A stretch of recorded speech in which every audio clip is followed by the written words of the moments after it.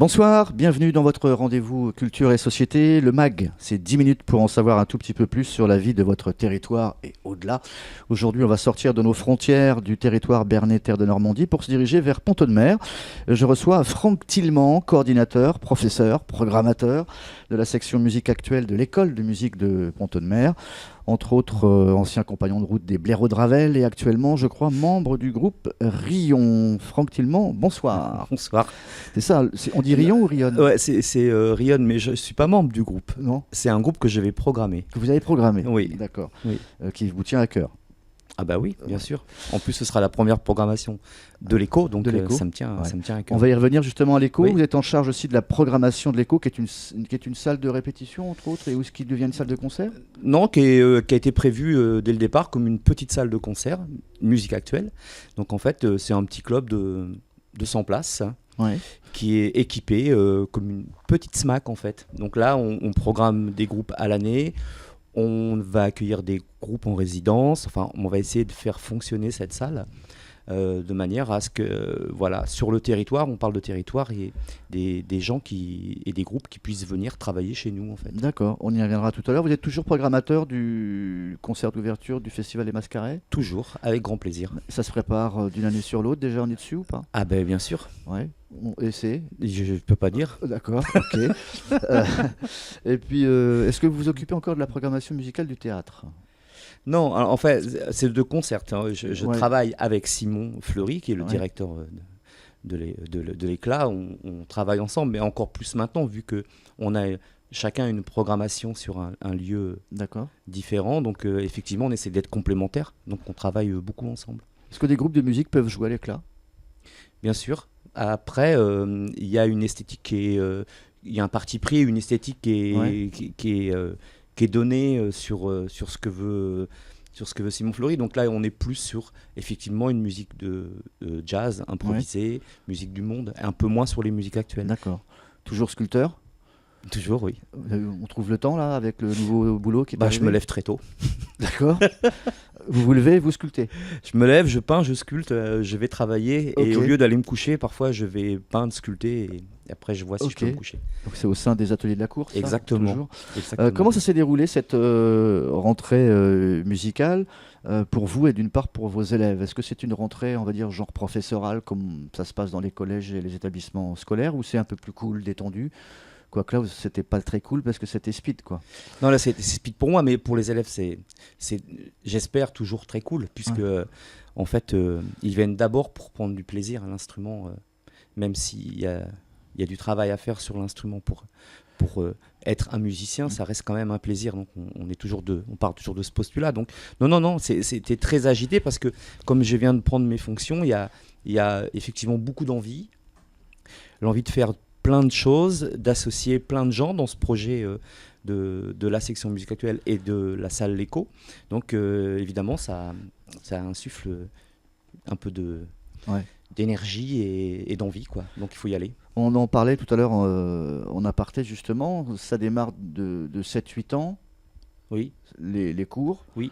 Comment on aborde et quelle approche on amène à ces enfants-là pour leur parler de musiques actuelles? Est-ce qu'ils comprennent tout de suite de quoi on parle? Alors, déjà, ils sont, en ce qui me concerne, vu que je suis professeur de guitare, plutôt guitare électrique, en fait, la première approche par rapport à la musique actuelle, dite actuelle, c'est effectivement un guitariste, quand il vient, il est obligé de prendre en compte le son, c'est-à-dire qu'il a un instrument sur lequel il va se brancher à un ampli. Donc déjà, on parle de faire sonner son instrument.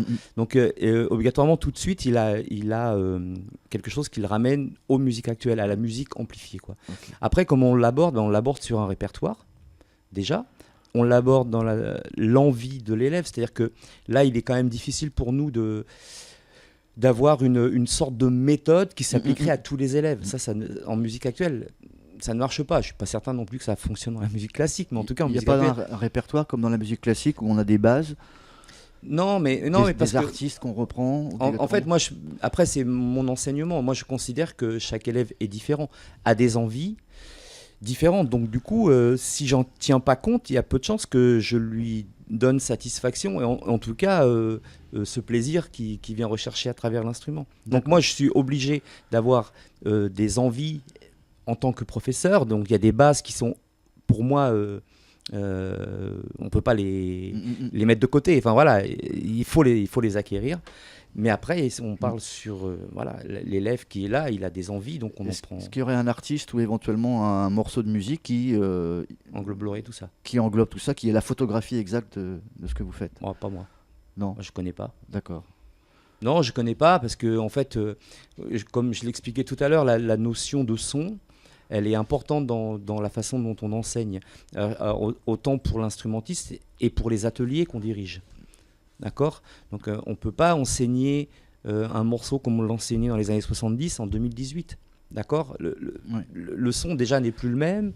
Le rapport au son est complètement différent. Et les élèves ont une approche de la musique différente. Exactement. Donc maintenant on parle de musique électronique qui se mélange à de la musique acoustique. Enfin, ça va tellement vite qu'on ne peut pas s'arrêter à un morceau qui engloberait toutes les musiques actuelles. On ne leur fait pas écouter du Pierre-Henry, quoi.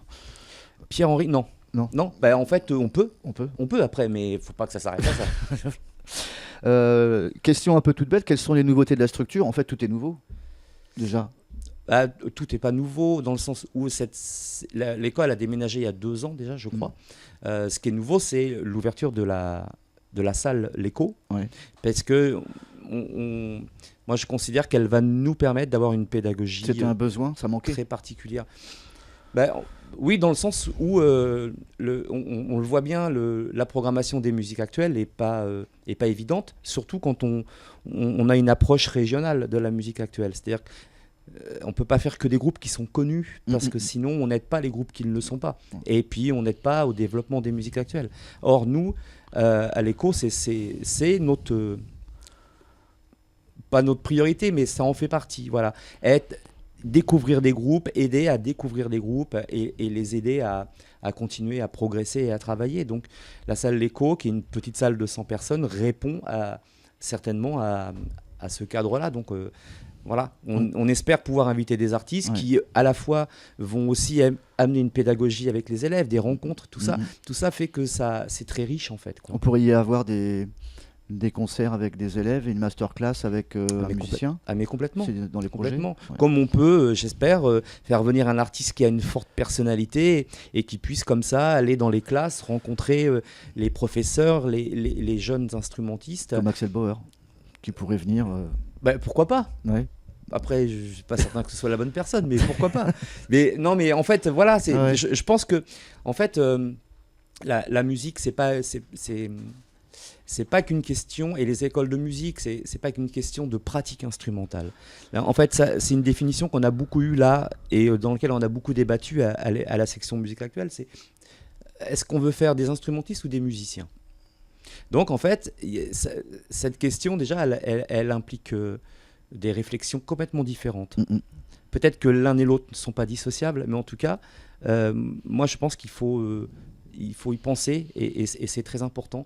Et donc le fait de rencontrer des artistes qui ont jalonné leur parcours artistique en ayant une personnalité, en défendant des choses, c'est aussi important que d'apprendre à quelqu'un à jouer de l'instrument, quoi. Parlez-moi de la Coda, c'est lié avec le festival, je crois, des musiques actuelles de Ponto de Mer. Ouais, la Coda, en fait, on a une semaine musique actuelle. Ça sera quand, ça ? Au mois de mai. Donc la Coda, ce sera le 18 mai. Et donc le Coda, c'est un peu le point d'orgue de toute cette semaine, où finalement on invite un groupe qui est en devenir et qui rencontre les élèves de l'école. Alors pour exemple, il y a 3 ans, on avait fait venir iPhone qui ont le succès mérité 2-3 ans après. Mais c'est génial parce que ça envoie quand même un message très positif à nos élèves qui les ont rencontrés, qui ont bu un coup avec eux, qui ont discuté. Et après les voir jouer à Taratata, on se dit que voilà. Sachant que leur discours était très sensé, pas du tout dans le showbiz, star system et tout. C'était vraiment, nous on travaille beaucoup, on adore ce qu'on fait, on défend notre travail. Enfin, tout ça fait que voilà, c'est des discours que moi j'aime que les élèves entendent, quoi. Que devient le groupe Poems ? On a arrêté en fait. D'accord, Voilà. ok. C'est la fin de notre entretien. On rappelle qu'il y a un concert à l'Echo, c'est le 24 novembre, c'est ça? Exactement. Avec le groupe Ryan. Ryan, Voilà, d'accord. qui est un groupe qui fait du reggae roots et qui vient de Bordeaux. Ok. Voilà. Un numéro de téléphone éventuellement pour des renseignements sur... 02 32 41 06 07, j'ai réussi. Ok, super. Franck Tillement, merci. Merci de m'avoir accueilli dans Et ce puis studio. bonne route dans la musique. À très vite, au revoir. À bientôt.